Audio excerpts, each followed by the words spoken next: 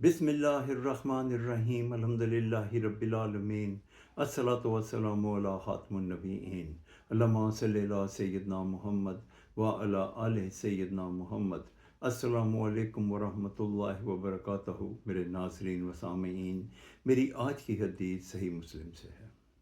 دو جہانوں کے سردار سرور ذی شان محبوب رحمان عز و جل حضرت محمد صلی اللہ علیہ وآلہ وسلم نے ہمیں اس حدیث مبارکہ میں قبروں کی زیارت کرنے کے آداب بتائے ہیں۔ امام المرسلین خاتم النبیین رحمت للعالمین حضرت محمد صلی اللہ علیہ وآلہ وسلم نے ارشاد فرمایا کہ نہ تو قبروں پہ بیٹھا جائے اور نہ قبروں کی طرف منہ کر کر نماز پڑھی جائے۔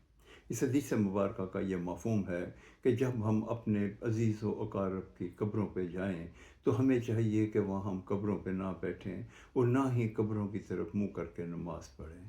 اللہ تعالی ہمیں اس پہ عمل کرنے کی توفیق عطا فرمائے، آمین یا رب العالمین۔